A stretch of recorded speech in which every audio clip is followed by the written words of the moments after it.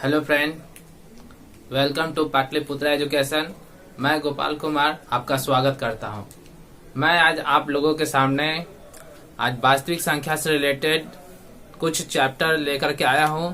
आज मैं चैप्टर चालू करने वाला हूं वास्तविक संख्या। और अगर आप इसके पहले जो वीडियो नहीं देखे हैं तो प्लेलिस्ट डिस्क्रिप्शन में जाकर के आप प्लेलिस्ट डाला हुआ, आप उसको देख करके इसके पहले वाला वीडियो देख लीजिए। चलिए आइए तो स्टार्ट करते हैं। तो दोस्तों यहाँ देखिए, वास्तविक संख्या पढ़ने से पहले कुछ महत्वपूर्ण टॉपिक के बारे में, महत्वपूर्ण टर्म्स के बारे में समझ लेते हैं।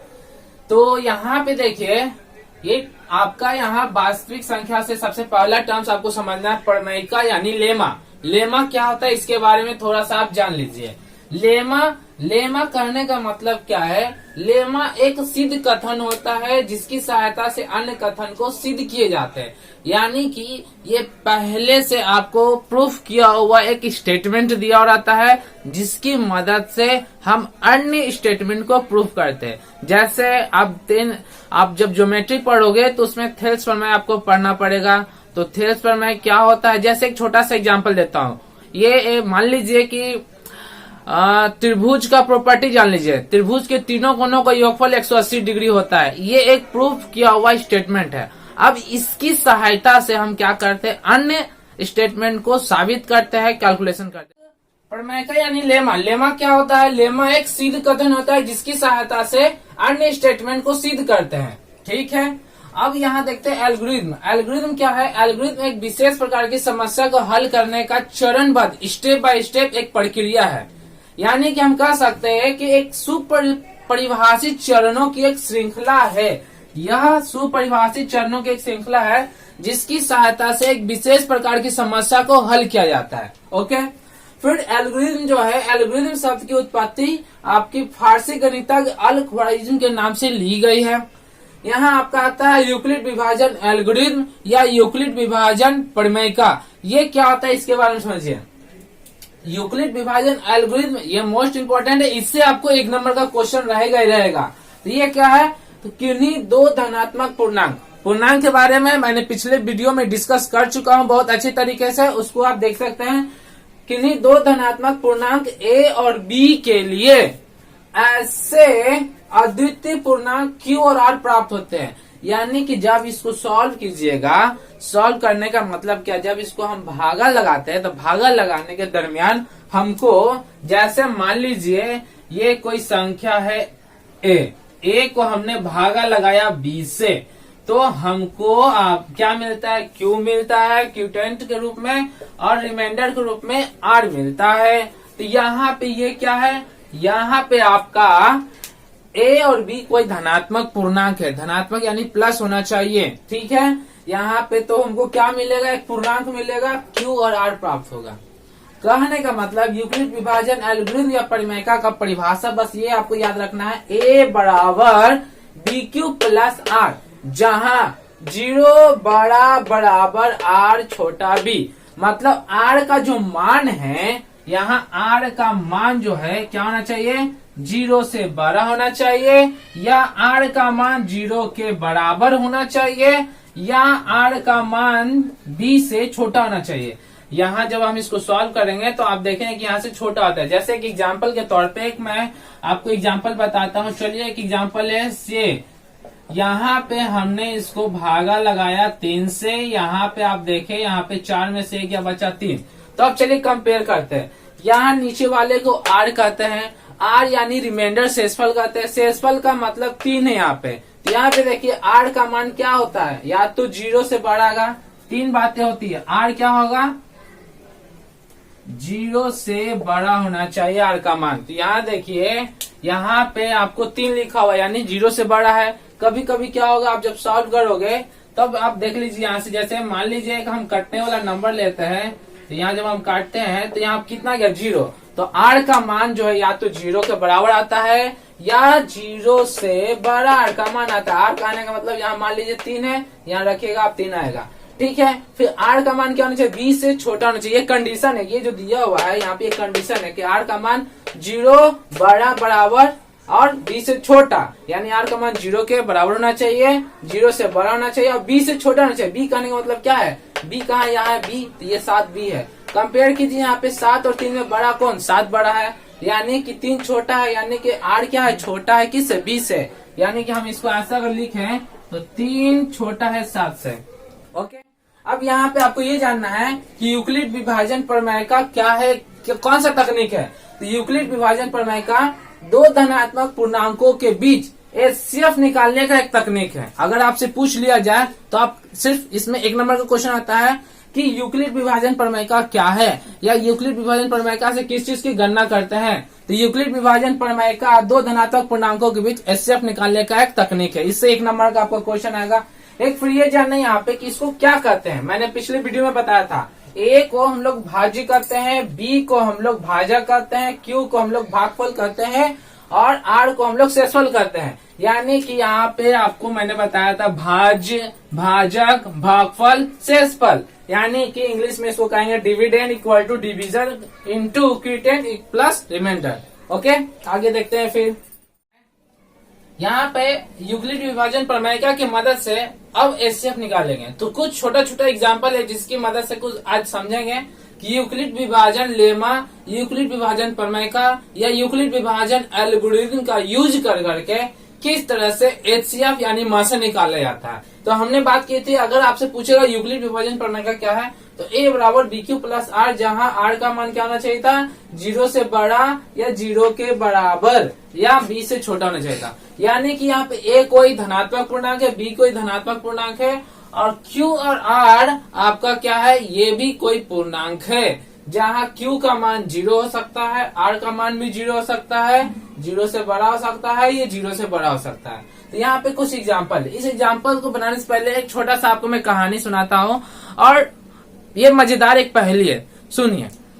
एक दुकानदार था जो कि टोकरी में अंडा लेकर करके जा रहा था और उससे एक आलसी व्यक्ति आकर के मिल जाता है और उससे बहस छिड़ जाता है। दोनों को आपस में बहस करने लगते हैं और बहस करते करते बात इस हद तक पहुंच जाती है कि आलसी जो था वो दुकानदार की टोकरी को गिरा देता है, अंडे नीचे गिर जाते हैं।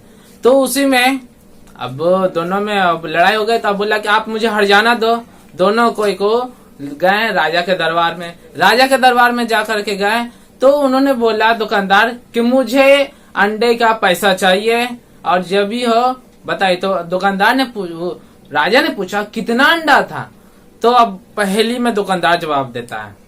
दुकानदार बोलता है कि मेरे अंडे में 150 से ज्यादा, मेरे टोकरी में 150 से ज्यादा अंडे नहीं आ सकते हैं। तब अब बोला क्या ठीक है चलिए बताइए क्या है। तो उसने बोला कि 2-2 करके गिनेंगे तो 1 बचेगा, 3-3 करके गिनेंगे तो 2 बचेगा, 4-4 करके गिनेंगे तो 3 बचेगा, 5-5 करके गिनेंगे तो 4 बचेगा, 6-6 करके गिनेंगे तो 5 बचेगा और 7-7 करके गिनेंगे तो कुछ नहीं बचेगा। तो आप लोग बताइए टोटल अंडे कितने हैं, सोचिए। और ये सोचिएगा, ये क्वेश्चन को आप देखिएगा, घर पे जाकर इस पहेली को सॉल्व कीजिएगा कितने अंडे बचे हैं। चलिए देखते हैं अंडे कितने बचे हैं। उसका एक एग्जाम्पल मैंने लिखा। मान लेते हैं कि टोकरी में जो है कोई एस, या तो ये क्या है, अंडों की संख्या है, ए कोई अंडों की संख्या है, या ए का मान क्या हो सकता है 150 से कम भी हो सकता है, क्योंकि दुकानदार ने बोला था कि टोकरी में जो है आपका अंडा 150 से ज्यादा नहीं आ सकता है। इसका मतलब या तो 150 आएगा या 150 से कम। तो हम इसको उल्टा करके देखते हैं। जैसे ही 7-7 करके गिना तो कुछ नहीं बचा, उसने ये बोला था। 6-6 करके गिनेगा तो 5 बचेगा, 5-5 करके गिनेगा तो 4 बचेगा, 4-4 करके गिनेगा तो 3 बचेगा, 3-3 करके गिनेगा तो 2 बचेगा, 2-2 करके गिनेगा तो 1 बचेगा। कहने का मतलब क्या, ये एग्जाम्पल मैंने लिखा है, इसको इससे आप मिलाइए। ए और ए, बी आपका 7 है और क्यू आपका पी है, प्लस यहाँ पे आर आपका रिमाइंडर है। ये इसी का रूप है यहाँ पे। तो जब इसको सॉल्व किया तो टोटल जो आया आपका अंडों की संख्या आया 119। अब आप लोग बताइए इस पहेली को सॉल्व करके कि अंडों की संख्या 119 कैसे आया। चलिए आप लोग सोचिए। अब कुछ बातें करते हैं एग्जाम्पल के बारे में यहाँ पे कि यूक्लिड विभाजन एल्गोरिथम की मदद से एचसीएफ कैसे हम सॉल्व करेंगे। तो सबसे पहले आसान तरीकों से जान लीजिए, जो हम बचपन से सीखते आए हैं या सीखे हुए हैं कैसे सॉल्व करेंगे। जो नहीं जानते वो देख लीजिए। यहाँ पे देखिए 17 और 6 के बीच एचसीएफ निकालना है। तो कैसे निकालेंगे, यहाँ पे देख लीजिए। यहाँ 6 को यहाँ लिखना है और 17 को यहाँ। यहाँ आप जब इसको सॉल्व करते हैं तो आपको आएगा 2, क्योंकि जब भी लगाना है तो 17 से कम अंक ही लगाना है। अब यहाँ से इसको सॉल्व किया तो 7 में से 2 गया, बच्चा 5। ये हम इसको घेरेंगे और फिर यहाँ वाले को यहाँ लिखेंगे। इस बार यहाँ भाज, ये भाजक, ये भागफल, शेषफल। अब जब इसको हम सॉल्व करेंगे तो ये मेरा भाज, ये भाजक। अब यहाँ पे सॉल्व कीजिएगा तो यहाँ पे भाजक आया मेरा 1। अब यहाँ से इसको सॉल्व करेंगे तो आया यहाँ पे 1। अब यहाँ 6 में से 5 गया 1। अब फिर इसको घेरेंगे, अब फिर इस 5 को यहाँ पे लिखना है। अब 5 बार में कैंसिल हो गया, आया आपका आंसर, माइनस करेंगे तो 0। यानी कि ये जो है एक चरणबद्ध प्रक्रिया हो गई, स्टेप बाय स्टेप। और जिस चरण में उसका आंसर 0 आ जाए वो मेरा मसा हो जाता है। तो 17 और 6 का आपने बचपन में सीखा होगा कि मसा आपका लास्ट में कितना है, 1 है। अब इसी चीज को हम 10th क्लास में एक स्टैंडर्ड तरीके से सीखेंगे। यूक्लिड विभाजक एल्गोरिथम का जो प्रक्रिया है उसका यूज करके सीखेंगे। तो ये आपने देखा बेसिक। अब इसी चीज को लिखा कैसे जाता है वो आप देख लीजिए। यहाँ पे हम लिखते हैं इसको इस तरीके से। यूक्लिड विभाजन प्रमेय से अगर आएगा सॉल्व करने का तो कैसे सॉल्व कीजिएगा आप देख लीजिए। सबसे पहले मैथ बनाते समय आपको क्या लिखना है, लिखना है हल। अगर मार्क्स लेना है तो आपको लिखना पड़ेगा हल। अब यहाँ पे इसको लिखेंगे कैसे, इसको लिखेंगे ऐसे, माना कि ए बराबर, जो बड़ा वाला रहेगा उसको ए मानना है और जो छोटा वाला रहेगा उसको बी मानना है। ए बराबर 17, बी बराबर छोटा, जहां ए क्या है, बड़ा है बी से। यहाँ पे हमने लिख दिया। अब यहाँ पे क्या करेंगे, लिखेंगे यूक्लिड विभाजन प्रमेय का, याद रखना पड़ेगा आपको, ए बराबर बी क्यू प्लस आर, जहां आर का मान क्या है, ये है ए। यूक्लिड विभाजन प्रमेय का ए बराबर बी क्यू प्लस आर और ये का के बार बार प्रयोग से। अब इसको लिखेंगे कैसे देख लीजिए यहाँ पे। अब आपको लिखना है यहाँ पे ऐसे, इस तरह से इसको देखिएगा, लिखेंगे हम।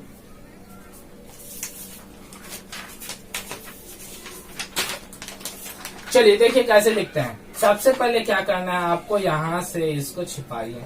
यहाँ देखिए इस तरह से 17 और 6 भागा लगाना है रफ में और इस तरह से लिखना है। ये 17 जो है इसका फॉर्मूला था ए, यानी कि ए हमने बताया था, ये ए, ये बी, इधर क्यू। तो हमको क्या लिखना है, 17 को यहाँ लिखेंगे बराबर, ये जो है भाजक को यहाँ लिखना है आपको, ठीक है। गुणे भागफल ये होता है, यहाँ लिखेंगे, प्लस शेषफल लिखना है। तो शेषफल कितना बचा, 5। अब क्या करना है, यहाँ तक लिखा गया तो एकदम आसान है। फिर से क्या करते हैं, इतना छिपाने के बाद इस चीज को लिखते हैं, ठीक है। 6 को यहाँ लिखेंगे। तब देखिए यहाँ पे ये वाला 6 जो है यहाँ आता है, या अगर यहाँ से इसी प्रक्रिया को जो लिखे दोहराएंगे, अगर इस चीज को पूरा को दे करके, तो आपको क्या आएगा यहाँ पे 6 5। तो 6 यहाँ, 5 को यहाँ लिखेंगे, गुना 1 लिखना है, प्लस शेषफल कितना बचा, 1 बचा, तो 1 को यहाँ लिखेंगे। अगर आप इसको मिलाएं तो देखिए ये वाला 6 यहाँ लिखाता है, तो बराबर के सामने बराबर लिखेंगे, अब प्लस के बाद 5 जो शेषफल होता है उसको यहाँ लिखना है। फिर से इस प्रक्रिया को देखना, बराबर के बगल में 5 है, इसको यहाँ लिखना है, ठीक है। ये वाला 5 यहाँ लिखना है और ये वाला जो +1 है शेषफल रहेगा उसको बराबर के बगल में गुना, यहाँ पर अगर देखा जाए तो 5 यहाँ, ये वाले को यहाँ, और यहाँ क्या लिखा था, भागफल, यानी ये वाला 5, ये 5 लिखेंगे और फिर बचेगा शेषफल 0। यहाँ पे इस तरह से ये प्रक्रिया 3 स्टेप में आता है। इसको रफ में करना है, इसको लिखना है इस तरह से। मार्क्स अगर लेना है तो इसी तरह से लिखेंगे।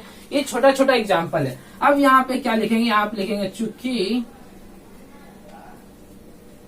यहाँ अंतिम चरण का शेषफल बराबर 0, अतः अंतिम चरण का भाजक मसा होगा। भाजक करने को तो ये है भाज्य बराबर भाजक गुने भागफल प्लस शेषफल, ये मेरा भाजक हुआ। तो अंतिम चरण का भाजक मसा होगा, अर्थात इसीलिए यहां लिखते हैं, इसीलिए इसको चुकी पढ़ते हैं इसको, इसीलिए अतः HCF ऑफ किसका HCF निकालना था 17 और 6 का, तो 17,6 इक्वल टू कितना से कटा था, फाइनली यहाँ पे कितना से कटा था 1 से, यानी कि जिसका चरण में शेषफल 0 आ जाए वो मेरा भाजक मासा होता है। यहाँ आपका होगा आंसर 1, ये हुआ आपका आंसर। इसी तरह से आप इसको सॉल्व करेंगे, इसको सॉल्व करेंगे, इसको सॉल्व करेंगे, इसको सॉल्व करेंगे। ठीक है, चलिए एक और सॉल्व करके मैं बताता हूँ, बाकी आप देखिएगा इसमें। चलिए आइए देखते हैं, अब यहाँ पे इसको सॉल्व करते हैं। आप बाकी सबको सॉल्व कीजिएगा, एक दो एग्जाम्पल और बताता हूँ। इसको फिलहाल देखते हैं, क्वेश्चन नंबर 4 को देखते हैं। यहाँ पे इसको सॉल्व करने के लिए आप सबसे पहले क्या लगाएंगे, 1 से लगाएंगे। जब यहाँ पे आप लगाएंगे तो यहाँ पे देखिए इसको 10 के पहाड़े से हम मतलब 42 का पहाड़ा 10 बार पढ़ेंगे। इसको सॉल्व करेंगे तो आता है 5, 5 में से 2 गया बचा 3। ठीक है, अब यहाँ पे एक स्टेप आपको क्या करना है, लिखना है सबसे पहले 455 इक्वल टू कितना लिखना है 42 को यहाँ लिखना है इंटू 42 में आपका 455 में 42 कितना बार शामिल है, 10 बार शामिल है। शेषफल कितना बचा 35। फिर से क्या करना है, इस 42 को यहाँ पे लिखना है बराबर 35 को यहाँ लिखना है। अब गुना देके छोड़ देना, रफ में इसको फटाक से यहीं पे कीजिए, दोबारा नहीं करने, यहीं पे छोटा छोटा एकदम लिखना है, आपको सॉल्व करना है। इसको उतारिए यहाँ पे एक बार में लगेगा, यहाँ पे बचेगा कितना 12 में से 7 गया बचा 5। फिर क्या करेंगे, यहाँ पे 42 लिखा हुआ है, 35 लिखा हुआ है, अब क्या लिखना है आपको 1 लिखना है और फिर शेषफल लिखना है आपको। शेषफल कितना बचा 7। फिर से इस 35 को यहाँ लिखेंगे बराबर देंगे, 7 को यहाँ लिखेंगे, 7 का पार में 35 कितने बार में आता है, तो 5 बार में प्लस 0, यानी कि जब इसको जब सॉल्व करेंगे तो यहाँ पे 5 बार में यहाँ 35 बचा, शेषफल 0। ओके, तो अब यहाँ 35 यहाँ पे हो गया बराबर 7, ये वाला यहाँ हो गया 5, ये वाला यहाँ हो गया 0, यहाँ हो गया। मतलब इसी चीज को अभी स्टैंडर्ड तरीके से सॉल्व करते हैं। यहाँ अंतिम चरण का शेषफल क्या हो गया आपका 0 हो गया। तो अतः इसीलिए यहाँ पे आपका लिखाएगा, पिछले ऐड कर लीजिएगा अंतिम चरण, पीछे वाले में ऐड कर लीजिएगा अंतिम चरण का भाजक मासा होगा। तो अंतिम चरण का भाजक कहने का मतलब क्या है कि यहाँ पे ये अंतिम चरण है, फर्स्ट सेकेंड थर्ड, यहाँ पे अंतिम चरण का भाजक मासा हो गया। अतः HCF ऑफ किसका एचसीएफ निकालते 455 और 42 का, तो 455 और 42 इक्वल टू आपका कितना आया 7 आया। ये मेरा हो गया आंसर। ओके, चलिए फिर अभी और एक और क्वेश्चन देख लेते हैं। अभी यहाँ देखिए आप क्वेश्चन नंबर 2 को सॉल्व करते हैं। यहाँ पे मान लीजिए यहाँ पे ये है, इसको क्या करना है, बड़े वाले को यहाँ पे लिखना है। अब यहाँ पे इसको देखिए 4 के पहाड़े में 5 बार इसके कैंसिल हो गया यहाँ पे। तब अगर एक तरह का क्वेश्चन आएगा तो क्या करेंगे, यहाँ पे लिखेंगे। आइए क्वेश्चन नंबर 2 को सॉल्व करते हैं, इस बार देखते हैं इसमें क्या होता है। इसको जब आप सॉल्व करेंगे तो यहाँ पे देखिए ऐसे लिखेंगे इसको, इस तरह से आपका बचा 0। तब इस तरह को क्या लिखेंगे, यहाँ पे लिखेंगे माना कि क्वेश्चन नंबर 2 पहले लिख देंगे। A कितना है आपका 20, B कितना है आपका 4। अब यहाँ पे क्या लिखना है, यूक्लिड विभाजन प्रमेयिका के प्रयोग से, बार बार सब नहीं लिखना है क्योंकि एक ही वर्ड यूज हो गया। अब यहाँ पे क्या लिखना है आपको, 20 बराबर 4 गुने 5 प्लस 0। अब यहाँ पे क्या लिखना है, इसको यहाँ पे लिखना है, इसको यहाँ पे शिफ्ट करके लिखेंगे। यहाँ पे इसी के नीचे क्या लिखना है, यहाँ पे चूंकि यहाँ या तो हम r इक्वल टू 0 शॉर्ट में लिख सकते हैं, r इक्वल टू 0, इसीलिए भाजक मसा होगा। अतः HCF ऑफ कितना, HCF ऑफ ये तुम्हारा 4 हो जाएगा आंसर, यानी 20,4 जिससे कट गया वो मेरा आंसर हो गया, 4 आंसर हो गया। आगे आपको क्या करना है, ये और वो क्वेश्चन नंबर 2 और क्वेश्चन नंबर 3, 1 2 3, और ये है क्वेश्चन नंबर 4, ये है क्वेश्चन नंबर आपका 5, और ये है क्वेश्चन नंबर 6। सुधार कर लीजिएगा इसको। चलिए फिर मिलते हैं अगले वीडियो में। अब मैं उदाहरण लेकर के आऊंगा, इसको सॉल्व करूंगा, फिर इसके बाद एग्जाम्पल के बाद चैप्टर को सॉल्व करेंगे। इसी तरह से पार्ट बाय पार्ट सारे वीडियो को, सारे चैप्टर को, हर एक क्वेश्चन को सॉल्व करते चलेंगे और एकदम हमारे साथ लगातार बने रहिएगा। और टेलीग्राम चैनल को आप जरूर ज्वाइन कीजिए, क्योंकि टेलीग्राम चैनल पे बहुत सारे आपको पीडीएफ वगैरह उसमें डाले जाएंगे। अभी उस पर कंटेंट पे वर्क हो रही है। आगे धीरे धीरे आपको जितने भी सूचनाएं हैं आपको वहां टेलीग्राम चैनल से मिलते चलेगी। इस चैनल को शेयर करना और लाइक करना ना भूलें, और जो नए हैं इस वीडियो को देख रहे हैं तो इसको सब्सक्राइब करके बेल आइकन वाले आप घंटी को दबा लीजिए, ताकि जो भी वीडियो अपलोड हो आपको तुरंत नोटिफिकेशन मिल जाए। ठीक है दोस्तों, धन्यवाद।